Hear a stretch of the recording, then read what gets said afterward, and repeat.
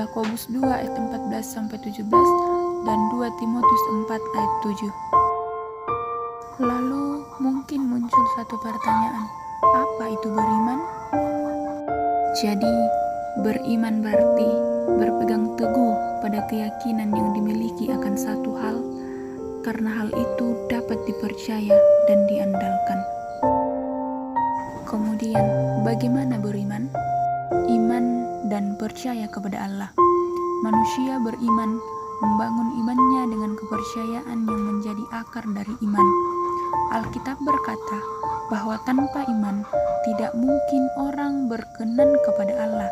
Ibrani 11 ayat 6. Beriman berarti percaya pada hal-hal berikut. 1. Allah mengatur hidup kita. 2. Allah menuntun pertanggungjawaban padanya, yaitu bagaimana kita hidup dan apa yang kita perbuat. Yang ketiga, Allah terlibat dalam hidup kita.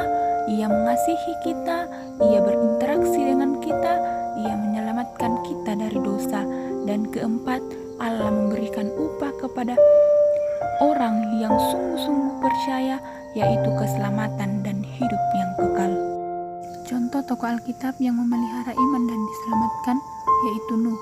Nuh merupakan tokoh fenomenal pada zamannya. Ketika ia memulai mengerjakan bahtera sebagaimana yang diperintahkan Tuhan padanya, banyak orang yang memperolok dirinya, bahkan menganggap Nuh kurang waras. Berbagai tekanan yang dialaminya tidak mudah untuk dihadapi, namun ia percaya kepada Tuhan. Imannya tidak goyah menghadapi tekanan dari penduduk kota sampai tiba saatnya mereka sekeluarga masuk ke dalam bahtera dan turun hujan 40 hari lamanya, sehingga seluruh bumi tergenang air dan tidak ada manusia yang selamat kecuali Nuh dan keluarga. Kemudian Abraham, ketika Abraham disuruh Tuhan untuk meninggalkan tempat tinggalnya dan pergi ke suatu negeri yang belum ia ketahui, ia taat kepada perintah Tuhan tanpa bertanya atau mengeluh. Allah berjanji akan menjadikan keturunan Abraham sebagai bangsa yang besar dan diberkati oleh Allah. Demikianlah Abraham pergi tanpa kejelasan arah dan tujuan. Ia hanya mengandalkan janji Allah dan ia tetap memegang teguh janji tersebut. Abraham percaya dan dengan sepenuh hati menyerahkan masa depannya kepada janji Allah. Ia harus berpisah dengan sanak keluarganya dari habitatnya dan menjalani perintah Allah. Berbagai rintangan dan kesulitan ia hadapi. Puncak dari perjuangannya adalah ketika Allah meminta Abraham mempersembahkan Ishak sebagai kurban baginya, anak tunggal yang diperoleh dari Allah setelah lama dinantikannya. Ia pun memenuhi perintah Allah untuk mengorbankan Ishak, namun Allah meluputkan Ishak. Sebagai gantinya, ia menyediakan hewan kurban bagi Abraham. Melalui ujian itu, Abraham disebut sebagai bapa segala orang beriman. Kemudian, perempuan Kanaan yang percaya. Anak perempuan Kanaan ini kerasukan setan dan amat menderita. Ketika ia mendengar Yesus sedang berada di sekitar daerah tempat tinggalnya, perempuan ini segera pergi ke sana dan meminta Yesus menyembuhkan penyakit anak perempuannya itu. Dan yang menarik adalah Yesus ternyata tidak memperdulikan permintaan tolong perempuan Kanaan itu. Perempuan itu terus berusaha mendekati Yesus sambil memohon. Perkataan Yesus kemudian sebenarnya bisa sangat menyakitkan hatinya, tetapi perempuan Kanaan itu tidak peduli. Ia tetap meminta tolong Yesus untuk menyembuhkan anaknya. Dengan melihat keteguhan hati perempuan Kanaan itu, Yesus pun mengabulkan permintaannya, menyembuhkan penyakit. Kemudian Yesus menyembuhkan hamba seorang perwira di Kapernaum. Menurut sabda orang, rupanya perwira itu adalah orang Romawi.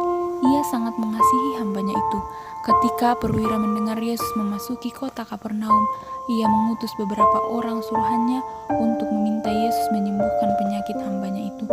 Yesus pun mengabulkan permintaan perwira Romawi itu.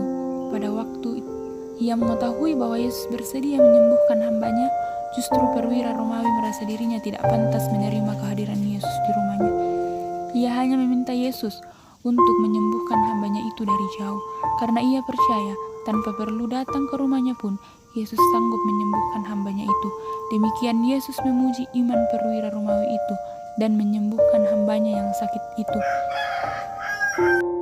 Bagaimana cara memelihara iman? Nampaknya Rasul Paulus mencoba menggambarkan betapa beratnya upaya untuk mempertahankan dan memelihara iman. Ia tidak hanya memelihara iman dengan berdoa, namun juga bersaksi memberitakan Injil Kerajaan Allah, berani mengatakan kebenaran dan menegur yang bersalah, memiliki penguasaan diri, sabar dan tabah dalam penderitaan. Itulah ciri-ciri orang memelihara iman. Bijaksana dalam memposisikan diri di tengah krisis yang sedang dihadapi, tetap menghormati norma sosial masyarakat, menerima keterbatasannya sebagai manusia, terus menjaga dan membina hubungan yang akrab dengan Tuhan melalui doa dan membaca Alkitab, tetap setia apapun keadaannya, menerima baik buruknya peristiwa kehidupan sebagai kedaulatan Allah.